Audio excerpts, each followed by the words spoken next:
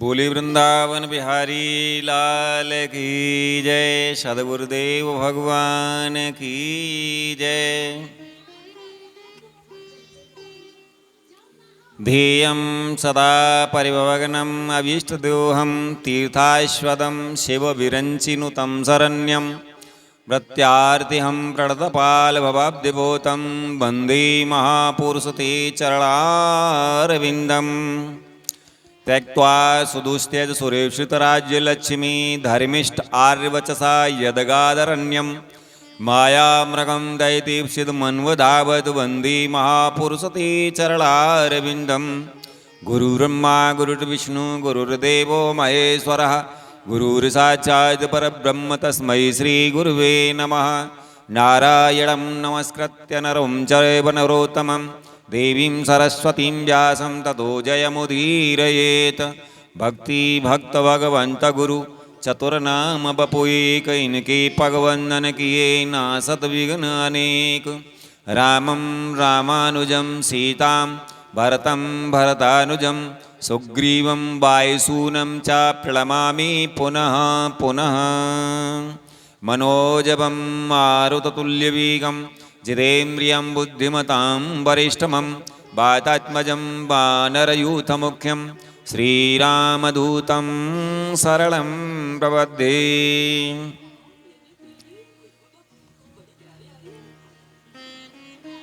परम मंगलमय परात्पर अखिलेश्वर अकारण करुणा वरुणालय भक्तवांछा कल्पतरु तड़ेद्यद विनिंदित पीतांबरधारी श्री बालकृष्ण लाल की वांगमयी प्रतिमूर्ति श्रीमद्भागवत महापुराण की कथा को हम बड़े भाव से श्रवण कर रहे हैं। आइए उसी श्रृंखला में आज की कथा को आरंभ करते हैं। बड़े भाव से सभी श्रवण करें।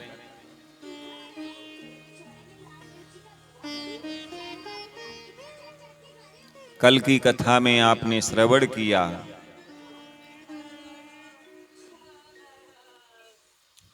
हिरणाक्ष का वध और भगवान का 12 अवतार की कथा को आपने श्रवण किया। आइए उसी श्रृंखला में आज कथा को आगे बढ़ाते हैं। बोले वृंदावन बिहारी लाल की जय। सद्गुरुदेव भगवान की जय। नेमशारण्य क्षेत्र में सूत जी महाराज सौनक आदि 88,000 ऋषियों को श्रीमद् भागवत की कथामृत का पान करा रहे हैं और इधर सुखताल में बैठे हुए श्री सुखदेव जी महाराज राजा परीक्षित के साथ में सभी ऋषियों को और सभी भक्तों को श्रीमद् भागवत की कथा को श्रवण करा रहे हैं। तो यहां पर श्री सुखदेव जी कहते हैं, राजन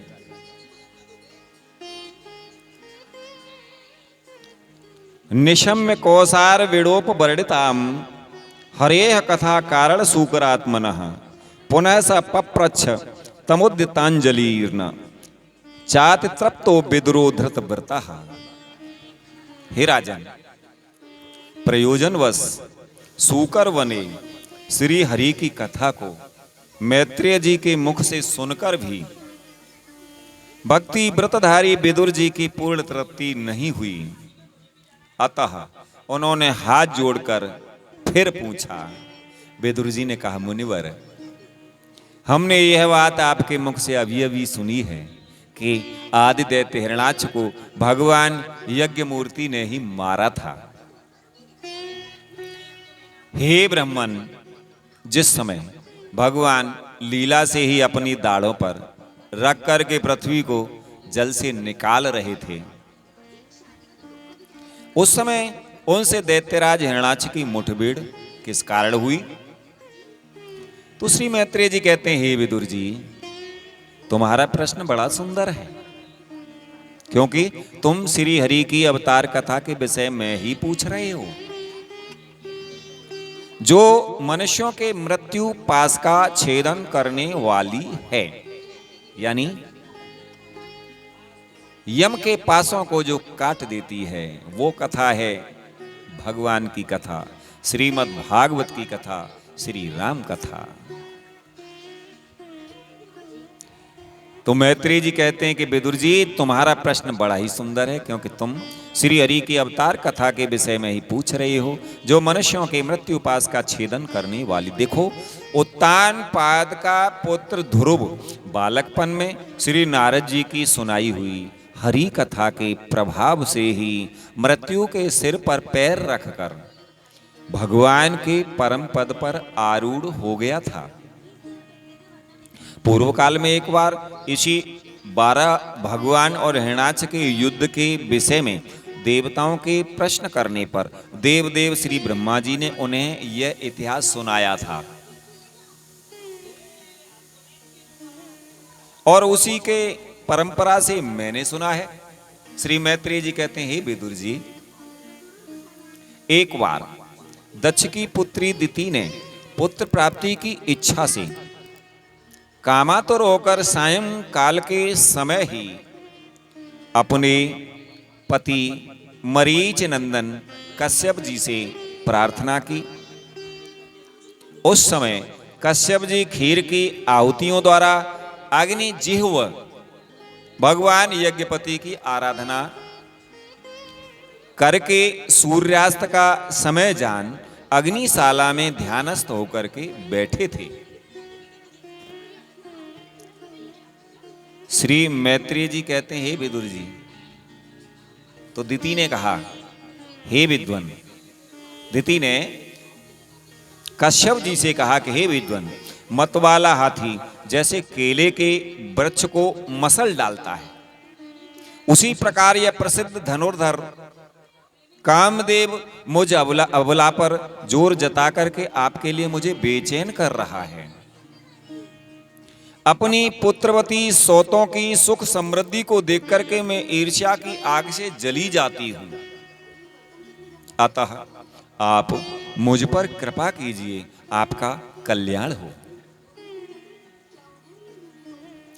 जिनके गर्भ से आप जैसा पति पुत्र रूप से उत्पन्न होता है, वे ही स्त्रियां अपने पतियों से सम्मानिता समझी जाती हैं। उनका सुयश संसार में सर्वत्र फैल जाता है। हमारे पिता प्रजापति दक्ष का अपनी पुत्रियों पर बड़ा स्नेह था। एक बार उन्होंने हम सबको अलग अलग बुलाकर पूछा कि तुम किसे अपना पति बनाना चाहती हो। वे अपनी संतान की सब प्रकार की चिंता रखते थे, अतः हमारा भाव जानकर उन्होंने उनमें से हम 13 पुत्रियों को, जो आपके गुण स्वभाव के अनुरूप थीं, आपके साथ ब्याह दिया। दिति कहती है, अतः ही मंगल मूर्ति, हे कमल नैन, आप मेरी इच्छा पूर्ण कीजिए, क्योंकि हे महत्तम, आप जैसे महापुरुषों के पास दीन जनों का आना निष्फल नहीं होता।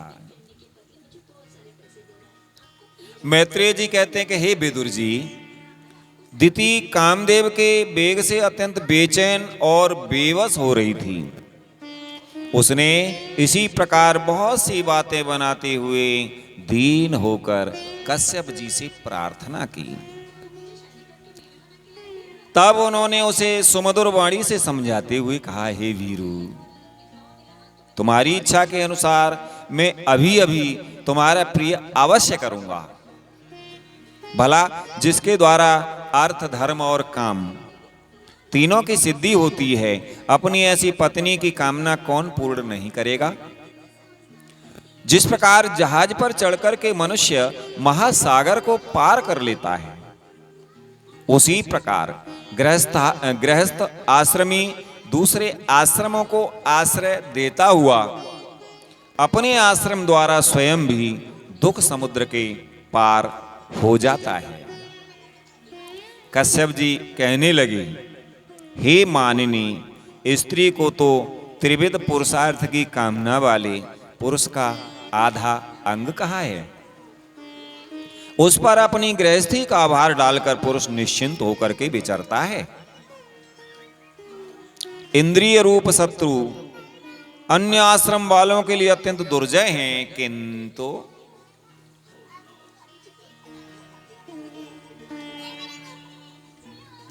जिस प्रकार किले का स्वामी सुगमता से ही लूटने वाले शत्रुओं को अपने अधीन कर लेता है, उसी प्रकार हम अपनी विवाहिता पत्नी का आश्रय लेकर इन इंद्रिय रूप शत्रुओं को सहज में ही जीत लेते हैं। कश्यप जी कहते हैं कि हे गृहेश्वरी, तुम जैसी भार्या के उपकारों का बदला तो हम अथवा और कोई भी गुणग्राही पुरुष अपनी सारी उम्र में अथवा जन्मांतर में भी पूर्ण रूप से नहीं चुका सकते। तो भी तुम्हारी संतान प्राप्ति की इच्छा को मैं यथाशक्ति अवश्य पूर्ण करूंगा, परंतु अभी तुम एक मुहूर्त ठहरो, जिससे लोग मेरी निंदा न करें। यह अत्यंत घोर समय राक्षस आदि घोर जीवों का है और देखने में भी बड़ा भयानक है। इसमें भगवान भूतनाथ के गढ़ भूत प्रेत आदि घूमा करते हैं। हे साध्वी, इस संध्या काल में भूत भावन भूतपति भगवान शंकर अपने गढ़ भूत प्रेत आदि को साथ लिए बैल पर चढ़कर के विचरा करते हैं, जिनका जटाजूट शमशान भूमि से उठे हुए बवंडर की धूल से दूसरे तो होकर के देदीप्यमान हो रहा है, तथा जिनके सुवर्ण कांतिमय गौर शरीर में भस्म लगी हुई है, वे तुम्हारे देवर या ससुर महादेव जी अपने सूर्य चंद्रमा और अग्नि रूप 3 नेत्रों से सभी को देखते रहते हैं। संसार में उनका कोई अपना या पराया नहीं है, न कोई अधिक आदरणीय है और न निंदनीय ही है। हम लोग तो अनेक प्रकार के व्रतों का पालन करके उनकी माया को ही ग्रहण करना चाहते हैं, जिसे उन्होंने भोग करके लात मार दी है। कश्यप जी कहते हैं कि हे दिति, विवेकी पुरुष अविद्या के आवरण को हटाने की इच्छा से उनके निर्मल चरित्र का गान किया करते हैं। उनसे बढ़कर तो क्या उनके समान भी कोई नहीं है, और उन तक केवल सत्पुरुषों की ही पहुंच है। यह सब होने पर भी वे स्वयं पिशाचों का सा आचरण करते हैं। यह नर शरीर कुत्तों का भोजन है, जो अविवेकी पुरुष आत्मा मान करके वस्त्र, आभूषण, माला और चंदन आदि से इसी को सजाते संवारते रहते हैं, वे अभागे ही आत्मा राम भगवान शंकर के आचरण पर हंसते हैं। हम लोग तो क्या, ब्रह्मा आदि लोकपाल भी उन्हीं की बांधी हुई धर्म मर्यादा का पालन करते हैं। वे ही इस विश्व के अधिष्ठान हैं, तथा यह माया भी उन्हीं की आज्ञा का अनुसरण करने वाली है। ऐसा होकर भी वे प्रेतों का सा आचरण करते हैं। ओहो, उन जगत व्यापक प्रभु की यह अद्भुत लीला को समझ में नहीं आती। मैत्रेय जी कहते हैं, हे विदुर जी, पति के इस प्रकार समझाने पर भी कामातुरादिति ने वैश्या के समान निर्लज्ज होकर ब्रह्मर्षि कश्यप जी का वस्त्र पकड़ लिया। तब कश्यप जी ने उस निंदित कर्म में अपनी भार्या का बहुत आग्रह देख देव को नमस्कार किया और एकांत में उसके साथ समागम किया। फिर जल में स्नान कर प्राण और वाणी का संयम करके विशुद्ध ज्योतिर्मय सनातन ब्रह्म का ध्यान करते हुए उसी का जप करने लगे। श्री मैत्रेय जी कहते हैं, हे विदुर जी, दिति को भी उस निंदित कर्म के कारण बड़ी लज्जा आई और वह ब्रह्मर्षि के पास जा सिर नीचा करके इस प्रकार कहने लगी। दिति बोली, हे ब्रह्मन, भगवान रुद्र भूतों के स्वामी हैं। मैंने उनका अपराध किया है, किंतु वे भूत श्रेष्ठ मेरे इस गर्भ को नष्ट ना करें। मैं भक्त वांछा कल्पतरु उग्र एवं रुद्र रूप महादेव को नमस्कार करती हूँ। वे सत्पुरुषों के लिए कल्याणकारी एवं दंड देने के भाव से रहित हैं। हम स्त्रियों पर तो व्याध भी दया करते हैं, फिर वे सती पति तो मेरे बहनोई और परम कृपालु हैं, अतः वे मुझ पर प्रसन्न हों। श्री मैत्रेय जी ने कहा, वेदो जी, प्रजापति कश्यप ने सायंकालीन संध्या वंदन आदि कर्म से निवृत्त होने पर देखा कि दिति थर थर कांपती हुई अपनी संतान की लौकिक और पारलौकिक उन्नति के लिए प्रार्थना कर रही है। तब उन्होंने उससे कहा,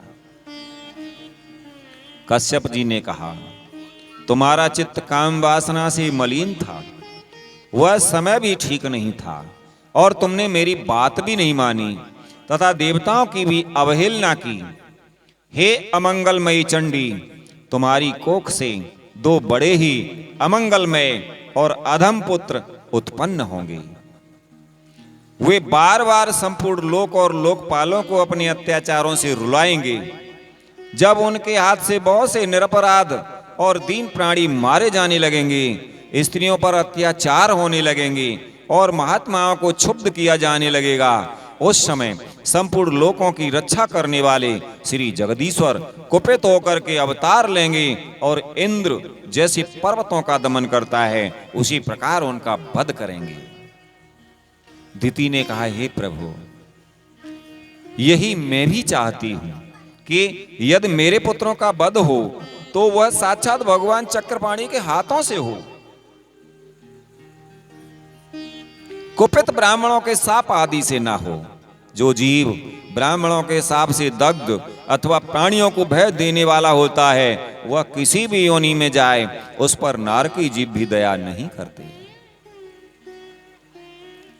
कश्यप जी ने कहा, हे देवी, तुमने अपने किए पर शोक और पश्चाताप प्रकट किया है।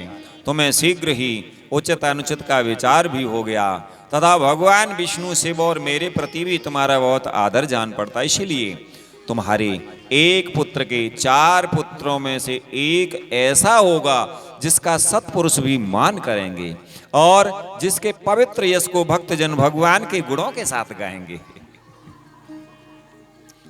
जिस प्रकार खोटे सोने को बार बार तपा करके शुद्ध किया जाता है, उसी प्रकार साधु जन उसके स्वभाव का अनुकरण करने के लिए निर्वैरता आदि उपायों से अपने अंतःकरण को शुद्ध करेंगे। जिनकी कृपा से उन्हीं का स्वरूप भूत यह जगत आनंदित होता है, वे स्वयं प्रकाश भगवान भी उसकी अनन्य भक्ति से संतुष्ट हो जाएंगे। हे दिति, वह बालक बड़ा ही भगवत भक्त, उदार हृदय, प्रभावशाली और महान पुरुषों का भी पूज्य होगा तथा पूर्ण भक्ति भाव से विशुद्ध और भावान्वित हुए अंतःकरण में श्री भगवान को स्थापित करके देह अभिमान को त्याग देगा। कश्यप जी कहते हैं, हे दिति, वह विषयों में अनासक्त, शीलवान, गुणों का भंडार तथा दूसरों की समृद्धि में सुख और दुख में दुख मानने वाला होगा। उसका कोई शत्रु नहीं होगा तथा चंद्रमा जैसे ग्रीष्म ऋतु के ताप को हर लेता है, वैसे ही वह संसार के शोक को शांत करने वाला होगा। जो इस संसार के बाहर भीतर सब और विराजमान हैं, अपने भक्तों की इच्छा अनुसार समय समय पर मंगल विग्रह प्रकट करते हैं और लक्ष्मी रूप लावण्य मूर्ति ललना की भी शोभा बढ़ाने वाले हैं तथा जिनका मुखमंडल झिलमिलाते हुए कुंडलों से सुशोभित है, उन परम पवित्र कमल नयन श्री हरि का तुम्हारे पौत्र को प्रत्यक्ष दर्शन होगा। श्री मैत्रेय जी कहते हैं, हे विदुर जी, दिति ने जब सुना कि मेरा पौत्र भगवान का भक्त होगा, तब उसे बड़ा आनंद हुआ तथा यह जानकर कि मेरे पुत्र साक्षात श्री हरि के हाथ से मारे जाएंगे, उसे और भी अधिक उत्साह हुआ। श्री मैत्रेय जी ने कहा, हे विदुर जी, दिति को अपने पुत्रों से देवताओं को कष्ट पहुंचने की आशंका थी, इसलिए उसने दूसरों के तेज का नाश करने वाले उस कश्यप जी के तेज यानी वीर्य को 100 वर्षों तक अपने उदर में ही रखा। उस गर्भस्थ तेज से ही लोकों में सूर्य आदि का प्रकाश क्षीण होने लगा तथा इंद्र आदि लोकपाल भी तेजोहीन हो गए। तब उन्होंने ब्रह्मा जी के पास जाकर कहा कि सब दिशाओं में अंधकार के कारण बड़ी अव्यवस्था हो रही है। देवताओं ने भगवान से कहा, हे भगवान, काल आपकी ज्ञान शक्ति को कुंठित नहीं कर सकता, इसलिए आपसे कोई बात छिपी नहीं है। आप इस अंधकार के विषय में भी जानते ही होंगे। हम तो इससे बड़े ही भयभीत हो रहे हैं। हे देवादिदेव, आप जगत के रचयिता और समस्त लोकपालों के मुकुटमणि हैं। आप छोटे बड़े सभी जीवों का भाव जानते हैं। देवता कहने लगे, हे भगवान, आप विज्ञान बल संपन्न हैं। आपने माया से ही यह चतुर्भुज रूप और रजोगुण स्वीकार किया है। आपकी उत्पत्ति के वास्तविक कारण को कोई नहीं जान सकता। हम आपको नमस्कार करते हैं। आप में संपूर्ण भुवन स्थित है। कार्य कारण रूप सारा प्रपंच आपका शरीर है, किंतु वास्तव में आप इससे परे हैं। जो समस्त जीवों के उत्पत्ति स्थान आपका अनन्य भाव से ध्यान करते हैं, उन सिद्ध योगियों का किसी प्रकार भी ह्रास नहीं होता,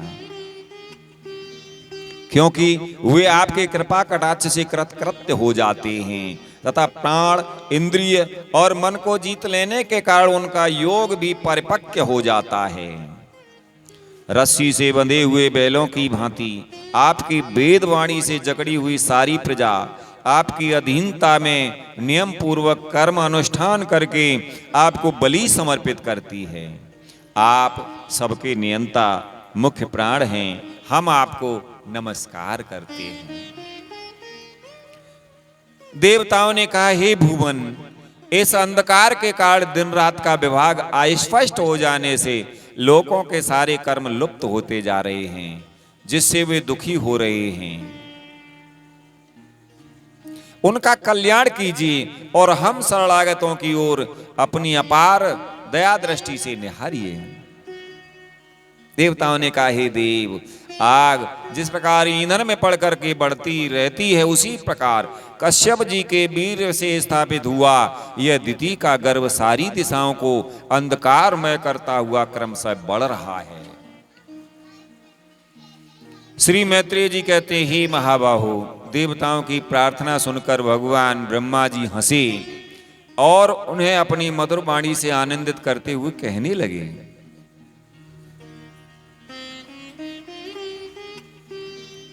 ब्रह्मा जी ने कहा, हे देवताओं, तुम्हारे पूर्वज मेरे मानस पुत्र सनकादि लोकों की आसक्ति त्याग कर। ब्रह्मा जी ने कहा, हे देवताओं, तुम्हारे पूर्वज यानी मेरे मानस पुत्र सनक आदि लोकों की आसक्ति त्याग कर समस्त लोकों में आकाश मार्ग से विचरा करते थे। एक बार वे भगवान विष्णु के शुद्ध सत्वमय सब लोकों के शिरोभाग में स्थित वैकुंठ धाम में जा पहुंचे। वहां सभी लोग विष्णु रूप होकर रहते हैं और वह प्राप्त भी उन्हीं लोगों को होता है जो अन्य सब प्रकार की कामनाएं छोड़कर केवल भगवत चरण शरण की प्राप्ति के लिए ही अपने धर्म द्वारा उनकी आराधना करते हैं।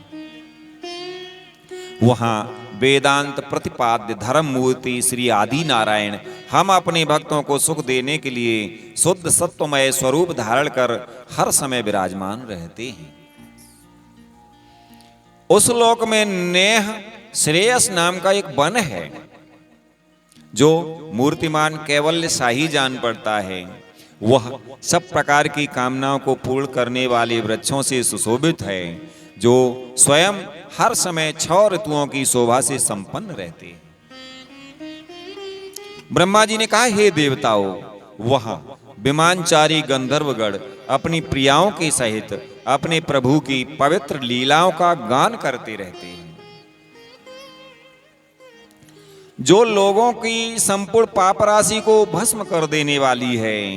उस समय सरोवरों में खिली हुई मकरंद पूर्ण वासंतिक माधवी लता की सुमधुर गंध उनके चित्त को अपनी ओर खींचना चाहती है, परंतु वे उसकी ओर ध्यान ही नहीं देते, वरम उस गंध को उड़ाकर लाने वाले वायु को ही बुरा भला कहते हैं। ब्रह्मा जी कहते हैं, हे देवताओं, जिस समय भ्रमरराज ऊंचे स्वर से गुंजार करते हुए मानो हरि कथा का गान करते हैं, उस समय थोड़ी देर के लिए कबूतर, कोयल, सारस, चकवे, पपीहे, हंस, तोते, तीतर और मोरों का कोलाहल बंद हो जाता है। मानो वे भी उस कीर्तन आनंद में बेसुध हो जाते हैं। ब्रह्मा जी देवताओं से श्री बैकुंठ का वर्णन करते हुए कहते हैं कि श्री हरि तुलसी से अपने श्री विग्रह को सजाते हैं और तुलसी की गंध का ही अधिक आदर करते हैं। यह देखकर वहां के मंदार, कुंद, कुरबक यानी तिलक वृक्ष, उत्पल यानी रात्रि में खिलने वाले कमल, चंपक, अर्ण, पुन्नाग, नागकेसर, बकुल यानी मौलश्री, अंबुज यानी दिन में खिलने वाले कमल और पारिजात आदि पुष्प सुगंध युक्त होने पर भी तुलसी का ही तप अधिक मानते हैं। वह लोक वैदूर्य, मरकतमणि यानी पन्ने और सुवर्ण के विमानों से भरा हुआ है। ये सब किसी कर्मफल से नहीं, बल्कि एकमात्र श्री हरि के पाद पद्मों की वंदना करने से ही प्राप्त होते हैं। उन विमानों पर चढ़े हुए कृष्ण प्राण भगवत भक्तों के चित्तों में बड़े बड़े नितंबों वाली सुमुखी सुंदरियां भी अपनी मंद मुस्कान एवं मनोहर हास परिहार से काम विकार नहीं उत्पन्न कर सकती।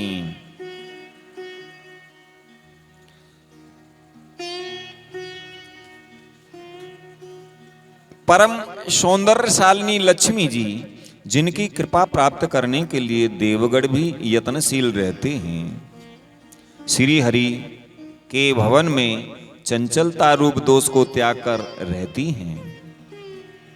जिस समय अपने चरण कमलों के नूपुरों की झनकार करती हुई वे अपना लीला कमल घुमाती हैं, उस समय उस कनक भवन की स्फटिकमय दीवारों में उनका प्रतिबिंब पड़ने से ऐसा जान पड़ता है मानो वे उन्हें बुहार रही हों। मैत्रेय जी कहते हैं कि हे विदुर जी, ब्रह्मा जी ने कहा, हे देवताओं, जिस समय दासियों को साथ लिए वे अपने क्रीड़ावन में तुलसी दल द्वारा भगवान का पूजन करती हैं, तब वहां के निर्मल जल से भरे हुए सरोवरों में, जिनमें मूंगे के घाट बने हुए हैं, अपना सुंदर अलकावली और उन्नत नासिका से सुशोभित मुखारविंद देखकर यह भगवान का चुंबन किया हुआ है, यूं जानकर उसे बड़ा सौभाग्यशाली समझती हैं। ब्रह्मा जी कहते हैं, हे देवताओं, जो लोग भगवान की पाप हारिणी लीला कथाओं को छोड़ करके बुद्धि को नष्ट करने वाली अर्थ काम संबंधिनी अन्य निंदित कथाएं सुनते हैं, वे उस बैकुंठ लोक में नहीं जा सकते। हाय, जब वे अभागे लोग इन सारहीन बातों को सुनते हैं, तब ये उनके पुण्यों को नष्ट कर उन्हें आश्रयहीन घोर नरकों में डाल देती हैं। ब्रह्मा जी कहते हैं, हे देवताओं, आहा, इस मनुष्योनि की बड़ी महिमा है, हम देवता लोग भी इसकी चाह करते हैं। इसी में तत्व ज्ञान और धर्म की भी प्राप्ति हो सकती है। इसे पाकर भी जो लोग भगवान की आराधना नहीं करते, वे वास्तव में उनकी सर्वत्र फैली हुई माया से ही मोहित हैं।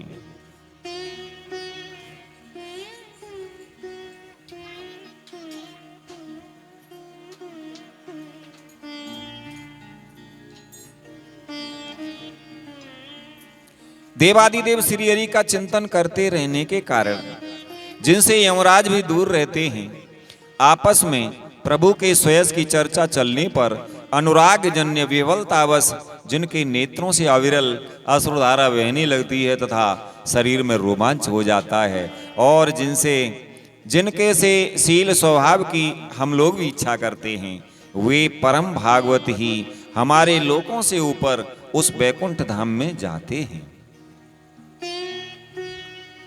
ब्रह्मा जी कहते हैं देवताओं से कि हे देवताओं, जिस समय सनक आदि मुनि विश्वगुरु श्री हरि के निवास स्थान संपूर्ण लोकों के वंदनीय और श्रेष्ठ देवताओं के विचित्र विमानों से विभूषित उस परम दिव्य और अद्भुत बैकुंठ धाम में अपने योग बल से पहुंचे, तब उन्हें बड़ा ही आनंद हुआ।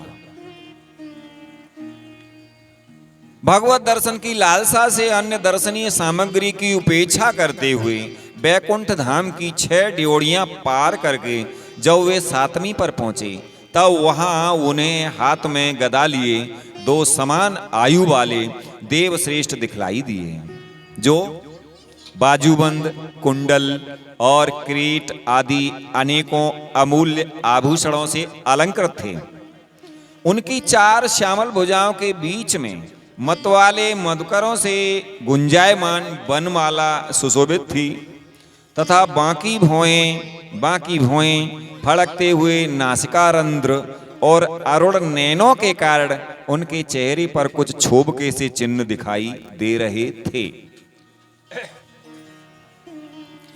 ब्रह्मा जी कहते हैं, हे देवताओं, उनके इस प्रकार देखते रहने पर भी वे मुनिगण उनसे बिना कुछ पूछताछ किए जैसे सुवर्ण और वज्रमय किवाड़ों से युक्त पहली 6 ड्योढ़ी लांघकर आए थे, उसी प्रकार उनके द्वार में भी घुस गए। उनकी दृष्टि तो सर्वत्र समान थी और वे निःशंक होकर सर्वत्र बिना किसी रोक टोक के विचरते थे। वे चारों कुमार यानी सनक आदि ऋषि, सनक, सनंदन, सनातन, सनत कुमार, वे चारों कुमार पूर्ण तत्वज्ञ थे तथा ब्रह्मा की सृष्टि में आयु में सबसे बड़े होने पर भी देखने में 5 वर्ष के बालकों से जान पड़ते थे और दिगंबर वृत्ति से यानी नंग दड़ंग रहते थे। उन्हें इस प्रकार निसंकोच रूप से भीतर जाते देख करके उन द्वारपालों ने भगवान के शील स्वभाव के विपरीत सनक आदि के तेज की हंसी उड़ाते हुए उन्हें बेतड़ा करके रोक दिया। यद्यपि वे ऐसे दुर्व्यवहार के योग्य नहीं थे। ब्रह्मा जी कहते हैं कि हे देवताओं, जब उन द्वारपालों ने बैकुंठवासी देवताओं के सामने पूजा के सर्वश्रेष्ठ पात्र उन कुमारों को इस प्रकार रोका, तब अपने प्रियतम प्रभु के दर्शनों में विघ्न पड़ने के कारण उनके नेत्र सहसा कुछ क्रोध से लाल हो उठे और वे इस प्रकार कहने लगे। सनक आदि मुनियों ने कहा, अरे द्वारपालो, जो लोग भगवान की महती सेवा के प्रभाव से इस लोक को प्राप्त होकर के यहाँ निवास करते हैं, वे तो भगवान के समान ही समदर्शी होते हैं। तुम दोनों भी उन्हीं में से हो, किंतु तुम्हारे स्वभाव में यह विषमता क्यों है? भगवान तो परम शांत स्वभाव हैं, उनका किसी से विरोध भी नहीं है। फिर यहाँ ऐसा कौन है जिस पर शंका की जा सके? तुम स्वयं कपटी हो, इसी से अपने ही समान दूसरों पर शंका करते हो। भगवान के उदर में यह सारा ब्रह्मांड स्थित है, इसलिए यहाँ रहने वाले ज्ञानी जन सर्वात्मा श्री हरि से अपना कोई भेद नहीं देखते, बल्कि महा आकाश में घट आकाश की भांति उनमें अपना अंतर्भाव देखते हैं। तुम तो देव रूपधारी हो, फिर भी तुम्हें ऐसा क्या दिखाई देता है जिससे तुमने भगवान के साथ कुछ भेदभाव के कारण होने के कारण भय की कल्पना कर ली है? सनक आदि ऋषि कहने लगे कि हे द्वारपालो, तुम हो तो इन भगवान बैकुंठनाथ के पार्षद, किंतु तुम्हारी बुद्धि बहुत मंद है। अतएव तुम्हारा कल्याण करने के लिए हम तुम्हारे अपराध के योग्य दंड का विचार करते हैं। तुम अपनी मंद भेद बुद्धि के दोष से इस बैकुंठ लोक से निकलकर उन पापमय योनियों में जाओ जहां काम, क्रोध, लोभ, प्राणियों के ये 3 शत्रु निवास करते हैं। ब्रह्मा जी कहते हैं कि हे देवताओं, सनक आदि के ये कठोर वचन सुनकर और ब्राह्मणों के शाप को किसी भी प्रकार के सत्स समूह से निवारण होने योग्य न जानकर श्री हरि के वे दोनों पार्षद अत्यंत दीन भाव से उनके चरण पकड़ करके पृथ्वी पर लौट गए। वे जानते थे कि उनके स्वामी श्री हरि भी ब्राह्मणों से बहुत डरते हैं। फिर उन्होंने अत्यंत आतुर होकर कहा, हे भगवान, हम अवश्य अपराधी हैं, अतः आपने हमें जो दंड दिया है वह उचित ही है, अतः और वह हमें मिलना ही चाहिए। हमने भगवान का अभिप्राय न जानकर, हमने भगवान का अभिप्राय न समझकर उनकी आज्ञा का उल्लंघन किया है। इससे हमें जो पाप लगा है वह आपके दिए हुए दंड से सर्वथा धुल जाएगा। किंतु हमारी इस दुर्दशा का विचार करके यदि करुणावश आपको थोड़ा सा भी अनुताप हो तो ऐसी कृपा कीजिए कि जिससे उन अधम अधम योनियों में जाने पर भी हमें भगवत स्मृति को नष्ट करने वाला मोह ना प्राप्त हो। ब्रह्मा जी कहते हैं, हे देवताओं, इधर जब साधु जनों के हृदय धन भगवान कमलनाभ को मालूम हुआ कि मेरे द्वारपालों ने सनक आदि साधुओं का अनादर किया है, तब वे लक्ष्मी जी के सहित अपने उन्हीं श्री चरणों से चलकर ही वहां पहुंचे, जिन्हें परमहंस मुनि जन भी ढूंढते रहते हैं, सहज में पाते नहीं। सनक आदि ने देखा कि उनकी समाधि के विषय श्री वैकुंठनाथ स्वयं उनके नेत्र गोचर होकर के पधारे हैं। उनके साथ साथ पार्षदगण छत्र चामर आदि लिए चल रहे हैं तथा प्रभु के दोनों ओर राजहंस के पंखों के समान दो श्वेत चंवर डुलाए जा रहे हैं। उनकी शीतल वायु से उनके श्वेत छत्र में लगी हुई मोतियों की झालर हिलती हुई ऐसी शोभा दे रही हैं मानो चंद्रमा की किरणों से अमृत की बूंदें झर रही हों। ब्रह्मा जी कहते हैं, हे देवताओं, प्रभु समस्त सद्गुणों के आश्रय हैं। उनकी सौम्य मुखमुद्रा को देख करके जान पड़ता था मानो वे सभी पर अनवरत कृपा सुधा की वर्षा कर रहे हैं। अपनी स्नेहमयी चितवन से वे भक्तों का हृदय स्पर्श कर रहे थे तथा उनके सुविशाल श्याम वक्ष स्थल पर स्वर्ण रेखा के रूप में जो साक्षात लक्ष्मी जी विराजमान थीं, उनसे मानो वे समस्त दिव्य लोकों के चूड़ामणि वैकुंठ धाम को सुशोभित कर रहे थे। ब्रह्मा जी कहते हैं, हे देवताओं, उनके पीतांबर मंडित विशाल नितंबों पर झिलमिलाती हुई करधनी और गले में भ्रमरों से मुखरित बनमाला विराज रही थी तथा वे कलाइयों में सुंदर कंगन पहने अपना एक हाथ गरुड़ जी के कंधे पर रख दूसरे से कमल का पुष्प घुमा रहे थे। उनके अमोल कपोल बिजली की प्रभा को भी लजाने वाले मकराकृत कुंडलों की शोभा बढ़ा रहे थे। उभरी हुई सुगढ़ नासिका थी, बड़ा ही सुंदर मुख था, सिर पर मणि में मुकुट विराजमान था तथा चारों भुजाओं के बीच महामूल्यवान मनोहर हार की और गले में कौस्तुभ मणि की अपूर्व शोभा थी। ब्रह्मा जी कहते हैं, हे देवताओं, भगवान का श्री विग्रह बड़ा ही सौंदर्यशाली था। उसे देखकर भक्तों के मन में ऐसा वितर्क होता था कि इसके सामने लक्ष्मी जी का सौंदर्य अभिमान भी गलित हो गया है। ब्रह्मा जी कहते हैं, हे देवताओं, इस प्रकार मेरे महादेव जी के और तुम्हारे लिए परम सुंदर विग्रह धारण करने वाले श्री हरि को देख करके सनक आदि मुनीश्वरों ने उन्हें सिर झुका करके प्रणाम किया। उस समय निरंतर ब्रह्मानंद में निमग्न रहा करते थे, किंतु जिस समय भगवान कमल नयन के चरणारविंद मकरंद से मिली हुई तुलसी मंजरी के गंध से सुवासित वायु ने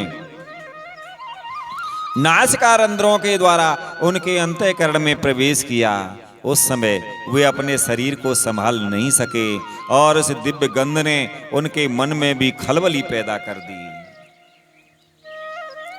ब्रह्मा जी कहते हैं, हे देवताओं, भगवान का मुख नील कमल के समान था, अति सुंदर अधर और कुंदकली के समान मनोहर हाथ से उसकी शोभा और भी बढ़ गई थी। उसकी झांकी करके वे कृतकृत्य हो गई और फिर पद्मराग के समान लाल लाल नखों से सुशोभित उनके चरण कमल देखकर वे उन्हीं का ध्यान करने लगे। इसके पश्चात वे मुनिगण अन्य साधनों से सिद्ध ना होने वाली स्वाभाविक अष्ट सिद्धियों से संपन्न श्री हरि की स्तुति करने लगे, जो योग मार्ग द्वारा मोक्ष पद की खोज करने वाले पुरुषों के लिए उनके ध्यान का विषय अत्यंत आदरणीय और नयन आनंद की वृद्धि करने वाला पुरुष रूप प्रकट करते हैं। सनक आदि मुनियों ने कहा, हे अनंत, यद्यपि आप अंतर्यामी रूप से दुष्ट चित्त पुरुषों के हृदय में भी स्थित रहते हैं, तथापि उनकी दृष्टि से ओझल ही रहते हैं, किंतु आज हमारे नेत्रों के सामने तो आप साक्षात विराजमान हैं। हे प्रभु, जिस समय आपसे उत्पन्न हुए हमारे पिता ब्रह्मा जी ने आपका रहस्य वर्णन किया था, उसी समय श्रवण रंध्रों द्वारा हमारी बुद्धि में तो आप ही आ विराजे थे, किंतु प्रत्यक्ष दर्शन का महान सौभाग्य तो हमें आज ही प्राप्त हुआ है। सनकादि मुनि कहते हैं कि हे भगवान, हम आपको साक्षात परमात्म तत्व ही जानते हैं। इस समय आप अपने विशुद्ध सत्वमय विग्रह से अपने इन भक्तों को आनंदित कर रहे हैं। आपकी इस सगुण साकार मूर्ति को राग और अहंकार से मुक्त मुनिजन आपकी कृपा दृष्टि से प्राप्त हुए सुदृढ़ भक्ति योग के द्वारा अपने हृदय में उपलब्ध करते हैं। हे प्रभु, आपका सुयश अत्यंत कीर्तनीय और सांसारिक दुखों की निवृत्ति करने वाला है। आपके चरणों की शरण में रहने वाले जो महाभाग आपकी कथाओं के रसिक हैं, वे आपके आत्यंतिक प्रसाद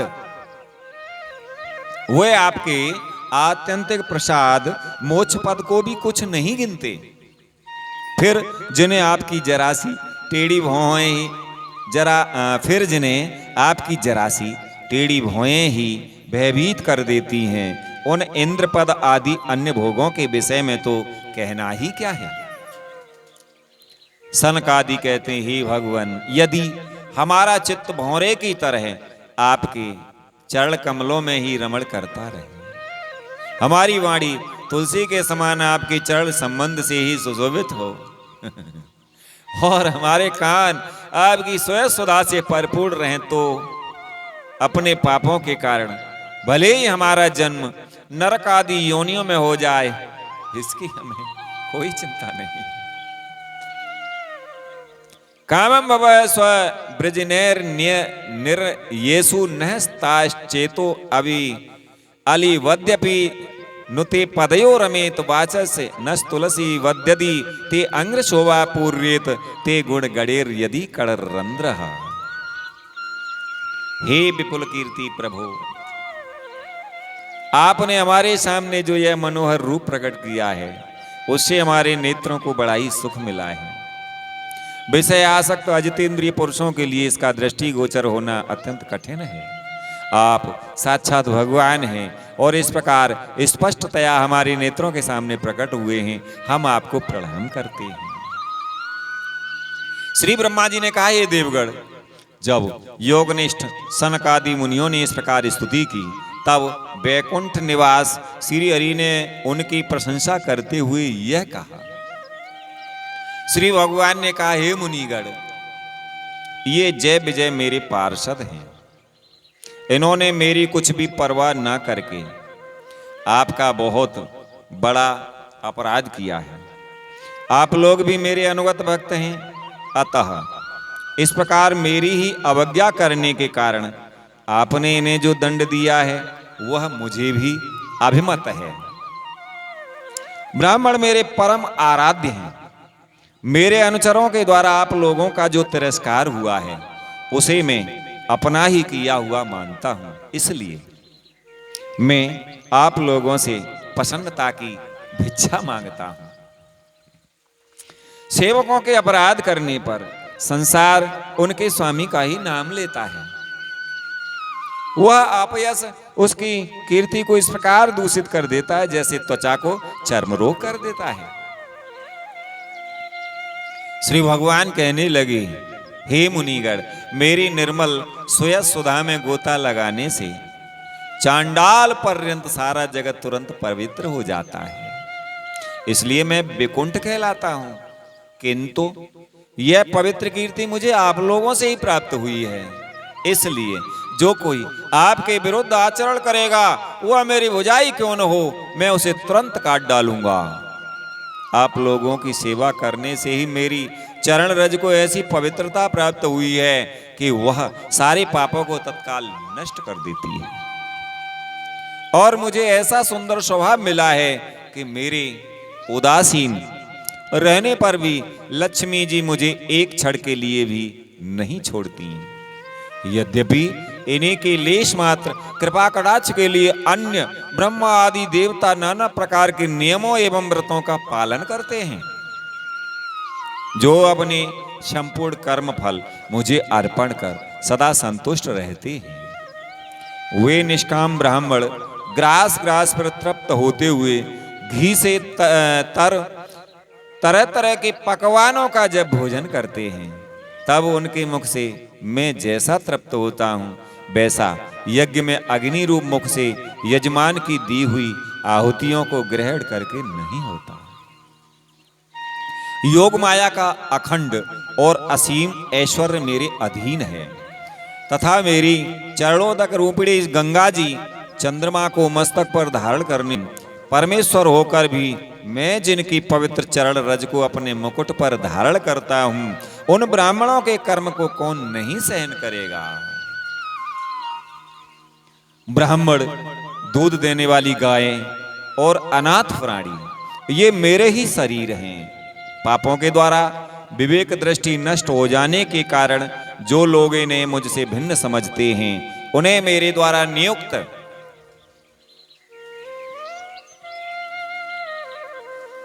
यमराज के गृध्र जैसे दूत, जो सर्प के समान क्रोधी हैं, अत्यंत क्रोधित होकर अपनी चोंचों से नोचते हैं।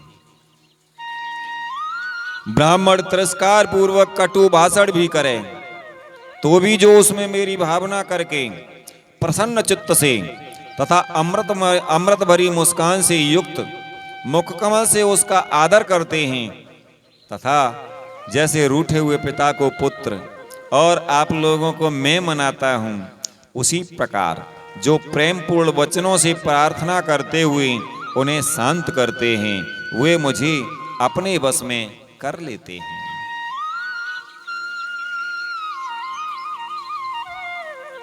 मेरे इन सेवकों ने मेरा प्राय न समझकर ही आप लोगों का अपमान किया, इसलिए मेरे अनुरोध से आप केवल इतनी कृपा कीजिए कि इनका यह निर्वासन काल शीघ्र ही समाप्त हो जाए।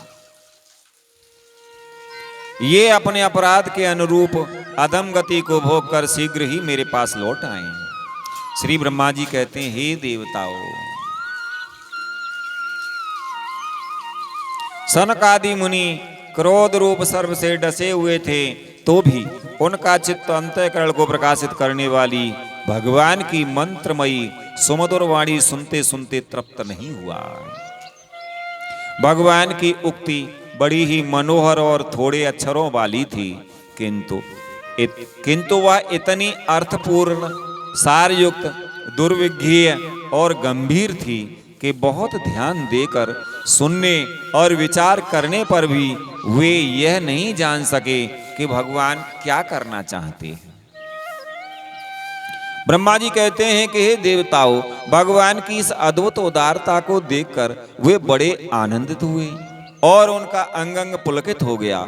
फिर योग माया के प्रभाव से अपने परम ऐश्वर्य का प्रभाव प्रकट करने वाले प्रभु से वे हाथ जोड़कर कहने लगे।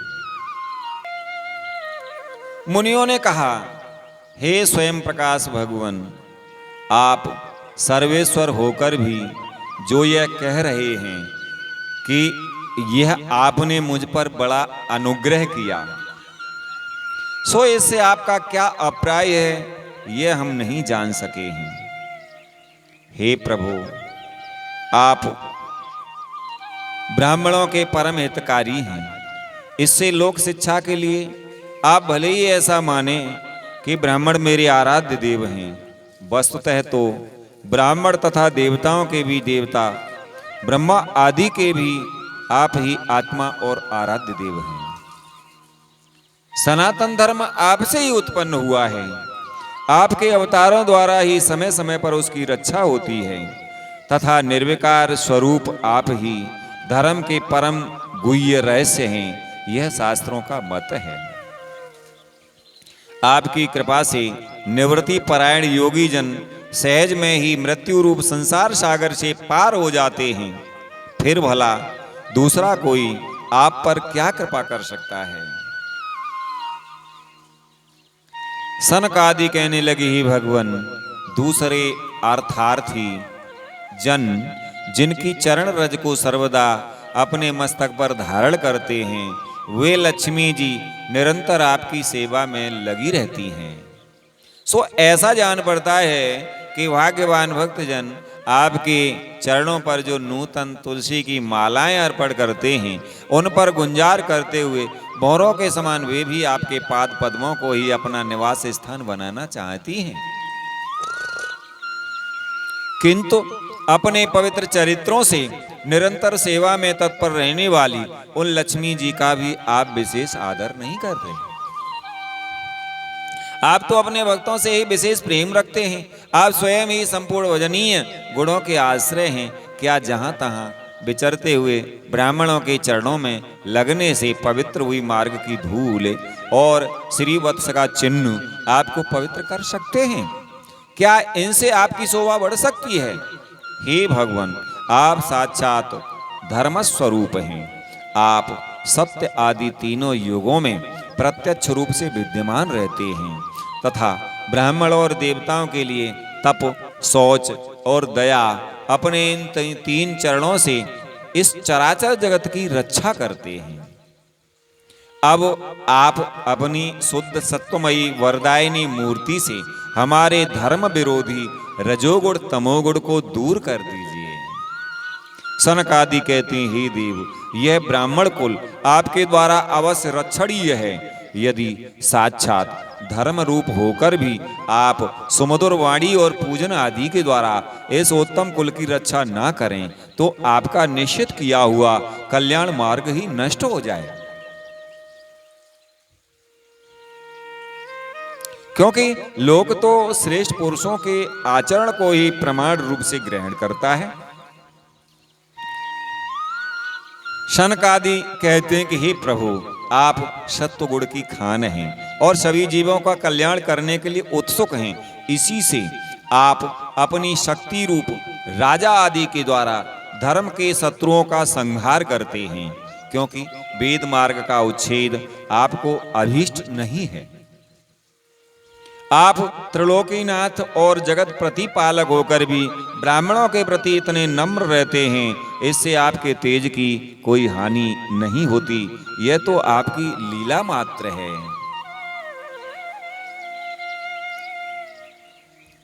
सनकादि ऋषि कहते हैं कि हे सर्वेश्वर, इन द्वारपालों को आप जैसा उचित समझें वैसा दंड दें अथवा पुरस्कार रूप में इनकी वृत्ति बढ़ा दें। हम निष्कपट भाव से सब प्रकार आपसे सहमत हैं, अथवा हमने आपके इन निरपराध अनुचरों को साप दिया है, इसके लिए हम ही को उचित दंड दें। हमें वह भी सहर्ष स्वीकार है। श्री भगवान ने कहा, हे मुनिगण, आपने इन्हें जो साप दिया है सच मानिए, वह मेरी ही प्रेरणा से हुआ है। अब ये शीघ्र ही दैत्य योनि को प्राप्त होंगे और वहां क्रोध आवेश से बढ़ी हुई एकाग्रता के कारण सुदृढ़ योग संपन्न होकर फिर जल्दी ही मेरे पास लौट आएंगे। श्री ब्रह्मा जी कहते हैं, हे देवताओं, तदनंतर उन मुनीश्वरों ने नयन अविराम भगवान विष्णु और उनके स्वयं प्रकाश वैकुंठ धाम के दर्शन करके प्रभु की परिक्रमा की और उन्हें प्रणाम कर तथा उनकी आज्ञा पा भगवान के ऐश्वर्य का वर्णन करते हुए प्रमोदित हो वहां से लौट गए। फिर भगवान ने अपने अनुचरों से कहा, जाओ, मन में किसी प्रकार का भय मत करो, तुम्हारा कल्याण होगा।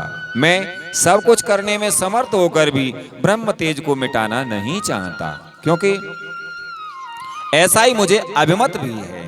एक बार जब मैं योग निद्रा में स्थित हो गया था, तब तुमने द्वार में प्रवेश करती हुई लक्ष्मी जी को रोका था। उस समय उन्होंने क्रुद्ध होकर पहले ही तुम्हें यह शाप दे दिया था। अब दैत्य योनि में मेरे प्रति क्रोध आकार वृत्ति रहने से तुम्हें जो एकाग्रता होगी, उससे तुम इस विप्र तिरस्कार जनित पाप से मुक्त हो जाओगे और फिर थोड़े ही समय में मेरे पास लौट आओगे। द्वारपालों को इस प्रकार आज्ञा दे भगवान ने विमानों की श्रेणियों से सुसज्जित अपने सर्वाधिक श्री संपन्न धाम में प्रवेश किया। वे देवश्रेष्ठ जय विजय तो ब्रह्म शाप के कारण उस अलंघनीय भगवत धाम में ही श्रीहीन हो गए तथा उनका सारा गर्व गलित हो गया। ब्रह्मा जी कहते हैं, हे पुत्रो, फिर जब वे बैकुंठ लोक से गिरने लगे तब वहां श्रेष्ठ विमानों पर बैठे हुए बैकुंठ वासियों में महान हाहाकार मच गया।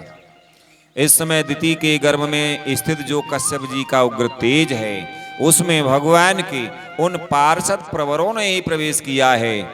उन दोनों असुरों के तेज से ही तुम सबका तेज फीका पड़ गया है। इस समय भगवान ऐसा ही करना चाहते हैं जो आदि पुरुष संसार की उत्पत्ति, स्थिति और लय के कारण हैं, जिनकी योग माया को बड़े बड़े योगी जन भी बड़ी कठिनता से पार कर पाते हैं। वे सत्व आदि तीनों गुणों के नियंता श्री हरि ही हमारा कल्याण करेंगे। अब इस विषय में हमारे विशेष विचार करने से क्या लाभ हो सकता है? तो आइए आज की कथा को हम यहीं पर विश्राम देते हैं।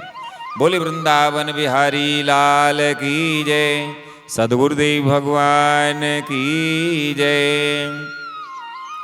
श्री कृष्ण गोविंद हरे मुरारे, हे नाथ नारायण वासुदेवा।